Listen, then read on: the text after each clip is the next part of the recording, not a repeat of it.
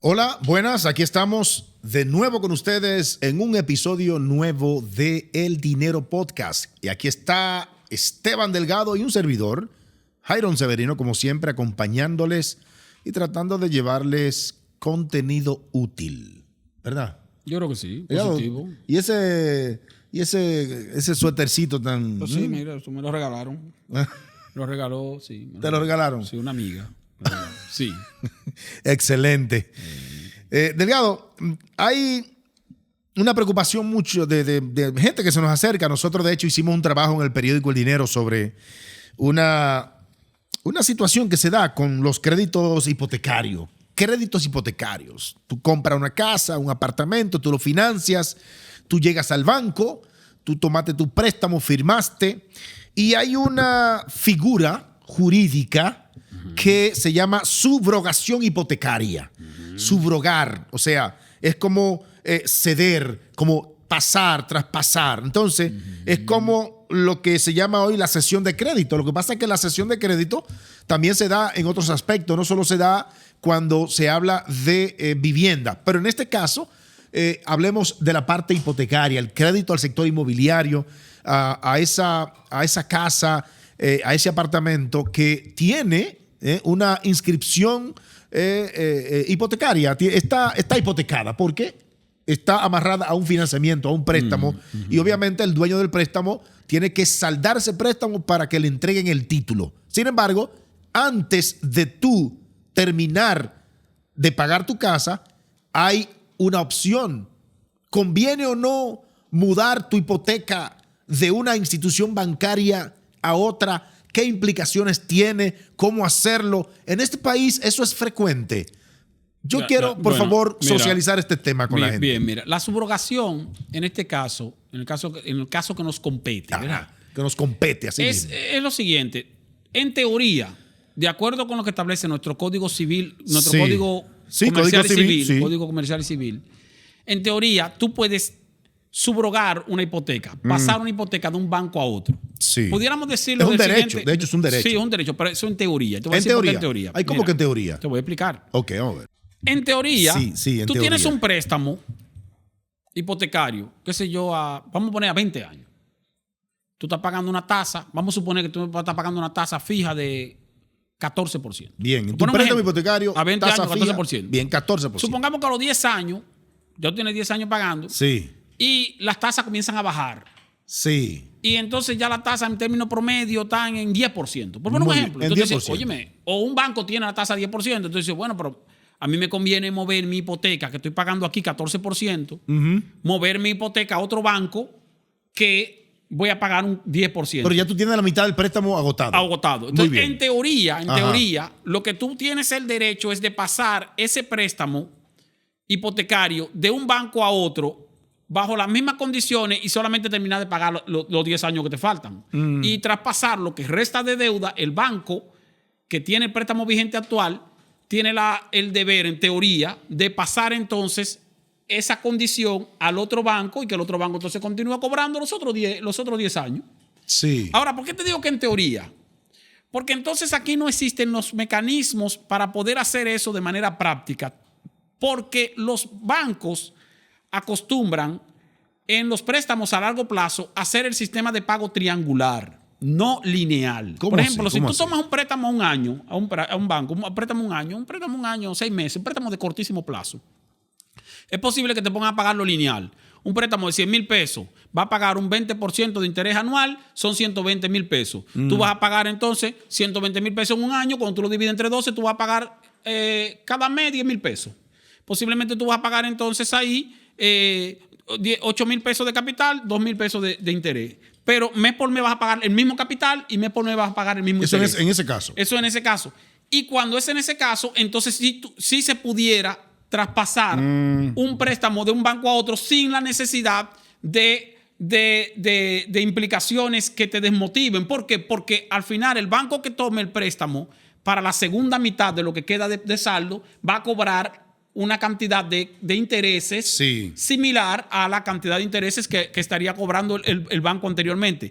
Pero cuando el sistema es de pago cruzado, que ocurre con los préstamos de largo plazo, entonces tú pagas en los primeros años más intereses que capital en cada cuota. Entonces, si tú a mitad de periodo del préstamo, a los 10 años, quieres traspasar tu hipoteca de un banco a otro, el banco receptor lo que va a decir, pero espérate, porque ya tú pagaste prácticamente el 100% de los intereses en la primera mitad del préstamo.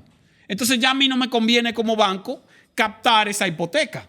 Exactamente. Entonces, sí, por eso lo que se acostumbra aquí, no es la subrogación, el traspaso de la hipoteca en sí mismo, sino, en las mismas condiciones. Sino que lo que se acostumbra es cancelar el préstamo y abrir un préstamo nuevo. O sea, el banco original, déjame explicarte un poquito para ver si el banco original, o explicarme un poco, el banco original en el que tú tienes el préstamo hipotecario, claro, necesita que tú le saldes el préstamo. ¿Qué tú haces? Tú vas a otro banco, a otra institución financiera, la que sea, ¿verdad? Y tú, en vez de decirle que vas a subrogar, lo que hace es que pide el préstamo por la cantidad de dinero que tú le debes al banco, pero ya bajo otras condiciones. Entonces, ahora conviene. No, el banco ahí no te conviene. Pero si las condiciones de tasa son muy buenas. Si las condiciones de tasa son muy buenas, pero tendrían que ser tan buenas que estén por debajo, quizá la mitad de lo que tú estás pagando tasa de interés, porque ya como quiera tú pagaste una cantidad de intereses que supera y como quiera debes prácticamente el mismo capital. Por eso es que casi no se practica la subrogación. Sí. Si los préstamos de largo plazo fueran de pago lineal, o sea, la misma cantidad de capital e interés mes por mes, y no los intereses la primera mitad del año y el capital la segunda mitad del año, entonces si fuera factible, pues tú dices, bueno, tú lo pasas de un banco a otro y no hay mucho problema porque el banco emisor del préstamo, del primer préstamo, ya se ha ganado una parte de los intereses y el banco receptor de la otra mitad del préstamo, en este caso si se traspasara al otro banco, tendría ganancia porque dice, bueno, como quiera que sea, queda la mitad de los intereses por pagar. Pero en este país no ocurre así. Digo, en este país no, y en muchos países. No ocurre así porque los préstamos son vamos a decir, de pago cruzado. Pero aparte de eso es el sistema francés que se utiliza en este país, donde la primera parte del préstamo es más interés que capital, diferente a otro modelo que lo usan, por ejemplo, en Alemania, donde la proporción de capital es fija y lo que va variando es la proporción de los intereses. En el caso nuestro, usamos la parte francés, que es lo que tú dices. Pagar los intereses primero. Aunque tu cuota sea igual, pero tú estás pagando. En la primera cuota, tú estás pagando un 95% de interés y un 5% de capital. Después pagas un 90% de interés y 10% de capital. Dice la gente, tengo la mitad del préstamo y no ha bajado nada. Y no ha bajado nada. Entonces, por eso, incluso la cancelación del préstamo. Cuando tú vas al banco, te dice a ti, si tú coges un préstamo hipotecario a 10 años, vamos a poner a 10 años. Y al año tú lo quieres pagar, el banco te va a penalizar. Claro, porque el banco te va a decir, pero espérate, no ha ganado nada. Sin embargo, si a 10 años y a los 5 años, a la mitad del periodo, tú lo quieres cancelar, el banco no te penaliza. ¿Por qué? Porque ya el banco se ganó en ese medio periodo, en esos 5 años, se ganó en términos de generación de intereses lo que tenía programado que se iba a ganar para los 10 años, prácticamente para los 10 años. Entonces, si tú quieres saldarlo 5 años antes, bueno, está bien, tú lo puedes saldar porque como quiera todavía tú debes el 80% del capital. Por eso te dicen, a partir de tantos años tú no tienes penalidad. Tú no tienes penalidad, exactamente. Y le conviene al banco porque entonces el banco lo que hace es que vuelve y se recapitaliza. Claro. Porque tú le estás pagando el capital. Para seguir prestando dinero. Entonces, el otro elemento que tiene, Jairon, también de traspasar un préstamo de un banco a otro es cuando son hipotecarios principalmente, es el asunto de los costos legales, porque la gente se olvida de eso. Cuando el banco te presta un dinero, el banco te dice, mira, un dinero para una hipoteca, para un préstamo de una vivienda. El banco te dice, mira, te vamos a prestar, bueno, la casa vale 5 millones, tú pagaste 1,5 millones de interés, lo que te vamos a prestar son 3,5 millones, ¿verdad? Porque ya tú pagaste de inicial 1,5 millones. Te van a prestar 3,5 millones para tú comprar tu apartamento, que son 5 millones. Así es. Pero el banco lo que te dice, mira, aparte de eso están los gastos de cierre. Los gastos de cierre, lo que tiene que ver con el traspaso. Sí, claro. Que son los actos notariales, los abogados. El traspaso creo que es un 4% del valor del inmueble. El costo del IPI, si paga IPI, no paga IPI. Los abogados, el contrato, todo eso. El seguro. Entonces, todo eso puede costar. No, el seguro no, porque el seguro va en la mensualidad. Un préstamo. Sí, pero, no, porque el seguro es un préstamo adicional. Pero el seguro te lo pone en la cuota. Sí, pero es un préstamo aparte. Sí. Un préstamo aparte. Pero lo que te dice el banco es, el gasto de cierre son 300,000 pesos. Entonces, Tú o pagas los 300 mil pesos Sí. y tomas el préstamo de 3 millones y medio, o le dices al banco, no, mejor dame el préstamo por 3 millones 800 mil. Y Porque ya. total, porque así yo no tengo que Sí, estar tomando. sí. Entonces tú tomas el préstamo de 3 millones 800 mil.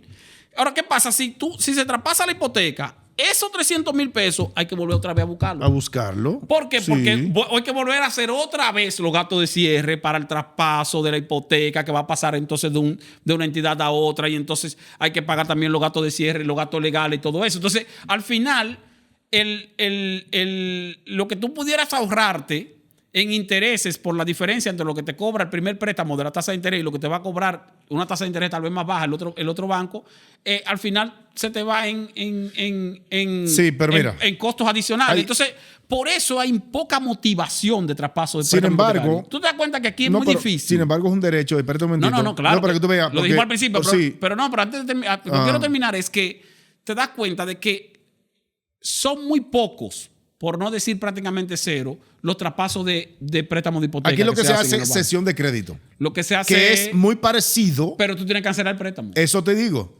Porque la subrogación como derecho, porque es un derecho, lo que pasa es que la gente no acude, es una figura jurídica de hecho poco conocida, No, pero, es que no, pero no solo que implica no. una comisión por subrogación también. No solo eso. Cuando sino es que, subrogación que tú haces. Sí, no, pero no solo eso, sino que también es complejo porque los bancos ellos mismos Sí. no se han interesado en crear los mecanismos para la aplicación de la subrogación de manera automática. Y es porque realmente no les conviene. Y al final posiblemente tampoco le convenga al propio cliente del préstamo, porque aquí los bancos también tienen una situación. Y es que la mayoría de los bancos tienen tasas de interés promedio prácticamente similares. Okay. Es muy difícil que un banco tenga una tasa de interés para un préstamo hipotecario diferente en un puntaje significativo a otro banco. O sea, tú te das cuenta que la tasa de interés son promedio, a veces puntito, medio puntito. Entonces al final tú dices, bueno, ¿cuál es la diferencia? Ahora, lo que sí se hace mucho aquí, eso sí se hace mucho y es práctico, es que el banco, como ya los bancos tienen acceso, ¿verdad?, a tu buró, entonces el banco ve y dice, bueno, mira, Luigi, nuestro productor, tiene 3 préstamos. Uno de 200,000, uno de 100,000 y uno de 50,000. Tiene 3 préstamos que son 350,000 pesos por todo. Quizás en 3 entidades diferentes. Entonces hay un banco que te dice, óyeme, vamos a llamar a Luigi. Vamos a decir, Luigi, mira, tú tienes 3 préstamos que tú estás pagando, uno en un sitio, otro en otro sitio, otro en otro sitio. Sí. Vamos a consolidarte esa deuda. Nosotros te podemos prestar 350,000 o lo que tú debes de capital hasta Así es, ahora. sí. Tú debes 350,000, te hacemos el préstamo, te saldamos los 3 préstamos que tú debes y ya tú nada más nos debes a nosotros solamente y vas a pagar una tasa de interés más bajita porque tú con el 200,000 estás pagando un 22. En el de 100,000 tú estás pagando un 18. Y en el de 50,000 tú estás pagando, qué sé yo, un 17. Te vamos a hacer un préstamo redondeado de 350,000 con una tasa de un 16. Entonces tú dices, pero como cliente tú dices, concha, me conviene, sí, porque así yo saldo, consolido. En esa consolidación. Sí. Y hacer la consolidación. Entonces, eso sí lo hacen los bancos. Que el banco está pendiente de eso, dándole seguimiento a gente que tiene varios préstamos. Entonces, bueno, mira, fulano, pero tú tienes. Claro, el banco hace eso cuando ve que Luigi tiene 3 préstamos, pero él está pagando fielmente su préstamo. O sea, él lo está pagando. Tiene como quiera un buen score. O sea, el tipo es buena paga. El tipo es disciplinado. Entonces, cónchale, mira, me conviene captar a este cliente. Y a veces lo hace el mismo banco de uno de los 3 préstamos, porque tal vez tú tienes un préstamo con el banco X, otro con el banco Y y con el banco G. Pero el banco X, que ve que tú tienes otro préstamo en otro sitio, dice, mira, pero vamos a traer esos 3 préstamos para acá. Vamos a consolidar todo y ya tú nomás. Porque tú tienes un préstamo aquí, pero tú tienes otro préstamo allá, otro préstamo. Vamos a consolidarte lo que es más cómodo para ti. 2 aspectos. Y entonces ahí sí le conviene al cliente, porque el cliente puede tener una tasa quizás más atractiva, pero aparte de eso va a tener un solo pagaré. Y no va a tener que pagarle a uno, pagarle a otro. Menos complicaciones. Menos complicaciones. Hay otro aspecto también. La subrogación no es solamente. Pero ya eso no es subrogación, sino consolidación de deuda. Sí, pero estoy hablando ahora obviamente del tema que estamos hablando, Sí. de la cesión de crédito o subrogación, que también el banco puede hacerla. El banco puede hacerla. O sea, un banco puede subrogar una hipoteca, para que lo sepa, tiene el derecho también a cambiar un cliente, negociar con otra institución bancaria, decir, mira, te paso esta cartera de crédito y puedes subrogar pasándole esa cartera bajo Sí, las mismas condiciones. sí. Eso Ahí sí. se puede. Otra cosa importante No, es... y te voy a poner un ejemplo. Eso pasa, por ejemplo, cuando un banco, hay un banco, por ejemplo, que está en dificultades. Sí, Que puede está pasar. Puede ser, entonces, puede vender una parte de su cartera a otro banco. Para Eso, capitalizarse. para capitalizarse. Sí. Es una subrogación. Y ahí sí tiene que traspasarlo en las mismas condiciones. Exactamente. Ahí no puede variarle las condiciones en Nada. nada al cliente. Pero En también nada. puede hacer caso no solo que sea que el banco te en quiebra, sino que un banco, por ejemplo, de servicio múltiple. Hay un banco de Sí. servicio múltiple que dice, bueno, yo voy a pasar a ser banco corporativo. Sí. Como pasó con el Citi, por Sí, ejemplo. El ¿qué pasó Citi, así? que un banco era de servicio múltiple y pasó a ser de banco corporativo. Se concentró ¿Qué hizo? en la parte corporativa. Claro, ¿qué hizo ese banco? Que lo que tenía de préstamos De banca comercial. de banca comercial se lo vendió seguro a otro banco. Exactamente. Con la autorización, claro, de los organismos Sí, claro, de como regulación. debe Entonces, ser. cuando esa subrogación se hace así, que lo puede hacer de manera unilateral el banco, y tú te dicen, mira, tú tienes un préstamo conmigo en el banco X y yo estoy pasando ese préstamo al banco Y, porque ya yo no voy a seguir prestando. Ahora, es bajo las mismas condiciones. Obviamente. Bajo las mismas Así condiciones, es. sin ningún tipo de variación para el cliente, porque si no el cliente puede decir, espérate un momento. Espérate un momento, pues yo hice un acuerdo contigo Así de es. tales o cuales condiciones. Eso pasó, por ejemplo, cuando lamentablemente se produjo la quiebra de Baninter. Sí. Que la cartera buena, como se le llamaba, la Sí. cartera buena, fue adquirida por el Scotiabank. Entonces, la Scotiabank compró una parte de esa cartera. Cuando hicimos la cartera buena, porque tú sabes que había De todo. Había de todo. De todo. Entonces, esa cartera buena, cuando la compró, esos clientes que eran del banco del Baninter, que estaban con préstamos normales, regulares, pasaron a ser clientes del Scotiabank, pero también de manera normal y regular. O cuando el Banco León se fusionó con el banco BHD. Exactamente. Y que la cartera del Banco León pasó al BHD. Bajo las mismas pero condiciones. fueron bajo las mismas condiciones para los clientes. Y quizás tal vez se la mejoraron, sabrá Dios.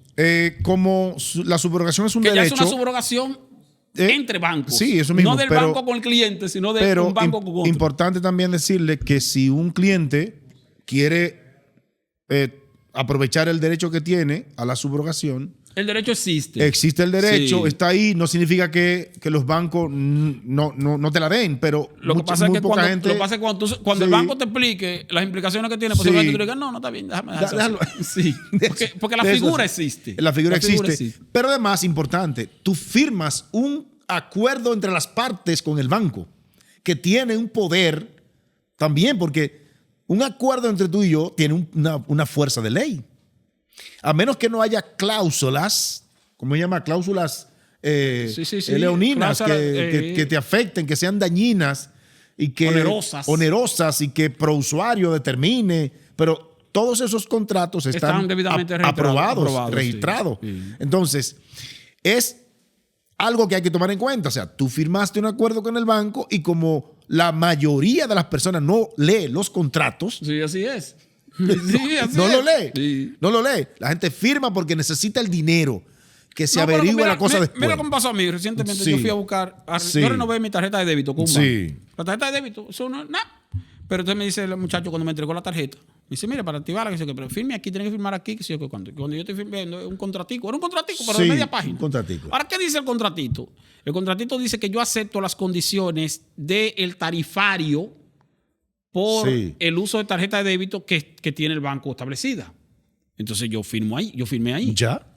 Ahora, de repente, si me encuentro con que el tarifario indica que por cada transacción yo tengo que pagar, qué sé yo, 15 pesos, 20 pesos, 50 pesos, 100 pesos, yo voy a hacer una reclamación. El banco me va a decir, no, pero que usted lo firmó. Te lo firmó. Usted firmó la autorización, ¿no? Así es. Mire, nosotros cobramos ciertamente por cada transacción, qué sé yo. Entonces, firme 100 con pesos, 50 conciencia. pesos. Usted tiene que firmar con conciencia. Sí. Pero nada de lo que el banco te cobra, nada está fuera de lo que tú autorizaste. Así Lo que pasa es. es que muchas veces tú lo autorizaste sin ni siquiera darte cuenta. Porque lo que te dice, ciertamente, a mí lo que me dijeron fue firme aquí. Y yo me quedé, yo sabía lo que estaba firmando. Sí, dame a leer pero un como poco. quiera me quedé un ratico, digo, Sí. déjame leer esto.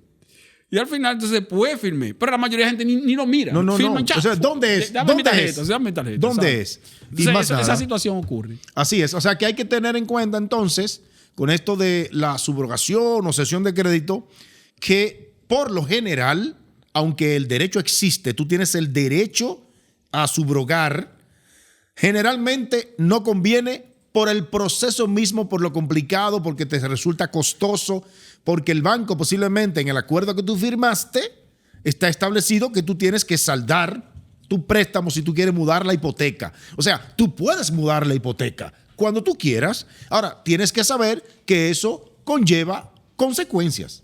Claro. Que deben ser consecuencias financieras. Son costos. Son costos. Vamos a decir, no consecuencias, no costos. Sí, costos. Y que tú tienes que saber que en el tiempo te puede afectar, que posiblemente ahora tú puedes inclusive renegociar plazos. Si tú estás incómodo con lo que tienes ahora, ve al banco y renegocia. Porque puedes renegociar plazos, puedes renegociar cuotas, puedes avanzarle al capital. O sea, hay muchísimas formas. O sea, y el banco te busca la vuelta. Es muy diferente a un préstamo personal.